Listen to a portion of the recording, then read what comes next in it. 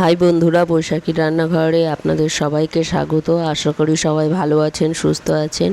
আজকে আমি একটা নতুন রেসিপি আপনাদের সঙ্গে শেয়ার করতে চলে এসেছি। দই বড়ার রেসিপি নিয়ে চলে এসেছি। দই বড়া কীভাবে তৈরি করব সেটাই আপনাদের সঙ্গে শেয়ার করব। এখানে আমি 250 বিউলির ডাল ভিজিয়ে রেখে দিয়েছি, 6-7 ঘন্টা ভালো করে ধুয়ে নিয়েছি। এবার আমি বিউলির ডাল বেটে নেব।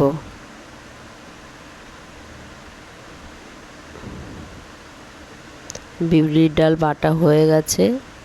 এবার বিউলির ডালের ভিতরে লবণ দিয়ে দিলাম। লবণ দিয়ে ভালো করে ডালটা মেখে নেব।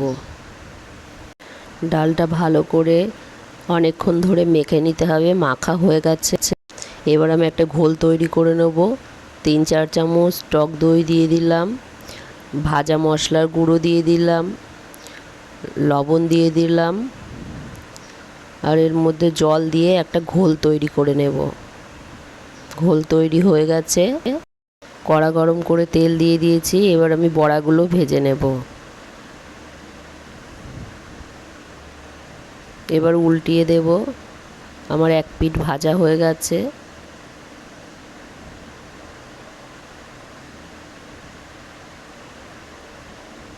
একটু লাল লাল করে ভেজে নিতে হবে।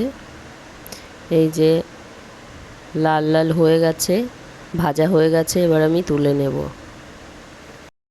এইভাবে আমি সব বড়াগুলো ভেজে নেব। এই যে আমি বড়াগুলো ভেজে নিয়েছি। এবারে ঘোল তৈরি করে রেখেছি।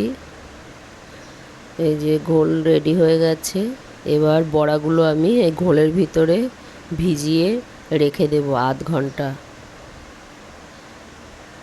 আর গ্লাসের ভিতরে দই নিয়ে নিয়েছি। দইটা ভালো করে ফেটিয়ে নেব।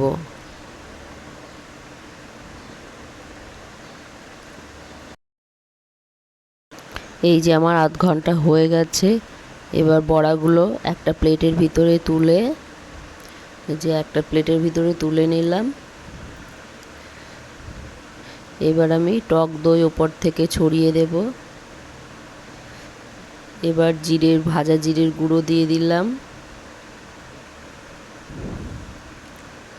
ওপর থেকে ভুজিয়া ছড়িয়ে দিলাম। এবার বিট লবণ দিয়ে দিলাম উপর থেকে।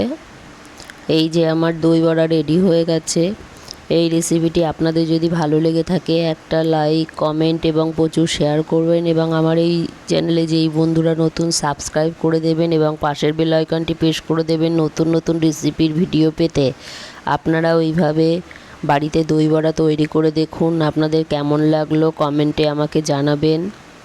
আজকে এই পর্যন্তই। আবার অন্য কোনো দিন অন্য কোনো নতুন রেসিপি নিয়ে চলে আসবো।